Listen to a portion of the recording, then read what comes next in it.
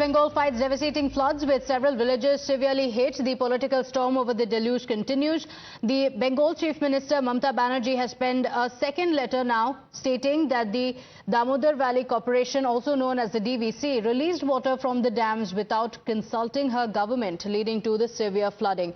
In the letter, the TMC chief expressed her disagreement with the central government's handling of the situation and claimed that the water was released unilaterally without inputs from her government. Countering the charges, though, the BJP cites the resignation letter of Shantanu Basu, who is the secretary of the West Bengal government, dated the 21st of September from the DVC. The BJP has claimed that the charges by the TMC are just a bid to save face and that Mamata Banerjee wants to shift the blame when in fact it is the Mamata government that has taken the initiative to fix the annual issue of flooding in the region.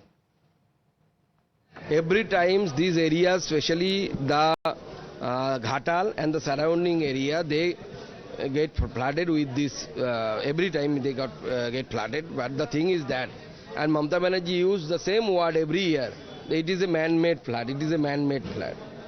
But if it is a man-made flood, you know, in the next year also this man-made flood will happen. Then what initiative have you taken to counter this man-made flood?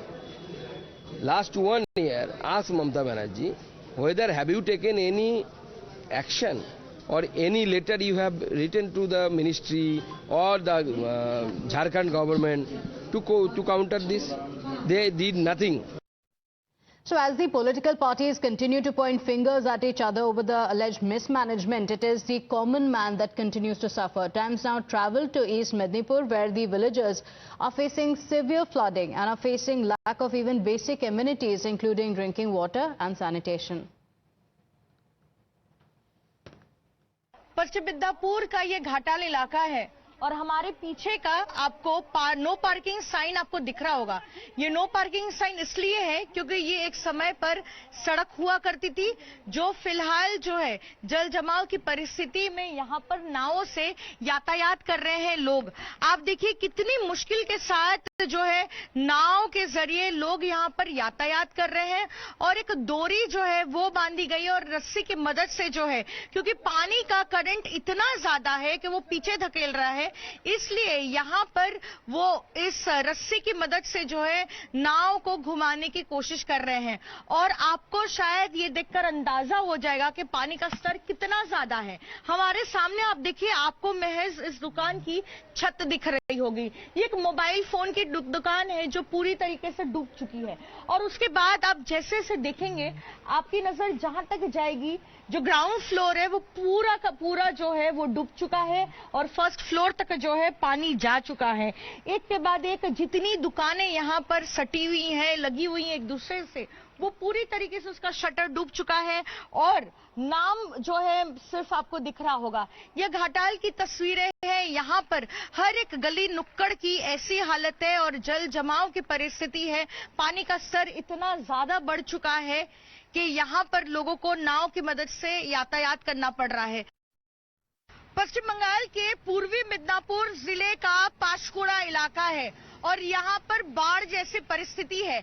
आप हमारे सामने फिलहाल जो पानी का स्तर देख रहे हैं वो किसी बारिश की वजह से नहीं है, लेकिन डीवीसी के पानी ज्यादा रिलीज करने की वजह से जो है यहाँ पर जल जमाव की परिस्थिति हुई है।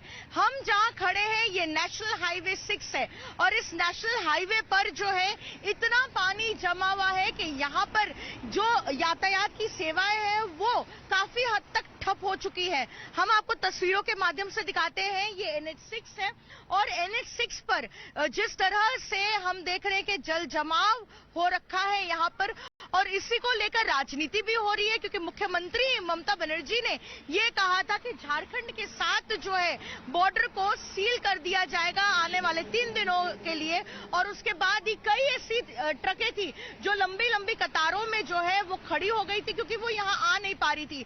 आज भले ही कई हद तक जो है कुछ ट्रकों को भले छोड़ा जाता हो, लेकिन आप देखिए किस तरह से इस NH6 पर जो है साइड से जो वाहन है वो आ रहे हैं, क्योंकि पूरा पानी जो है इस नेशनल हाईवे 6 पर जो है जम गया है। मुख्यमंत्री ममता बनर्जी ने कहा था कि जिस तरह से NH6 पूरी तरीके से डूब गया है, ऐसे में किसी के हताहत न हो जाने के लिए प्रशासन जो है एहतियात बरतते हुए उन्होंने इस जगह को बंद कर रखा था।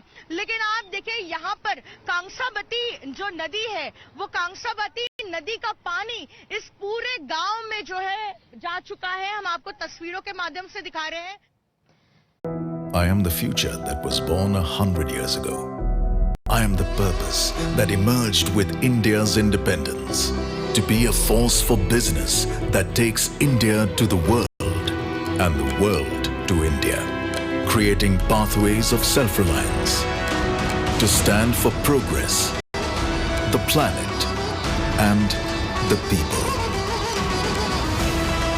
towards a future made perfect, and be a force creating abundance.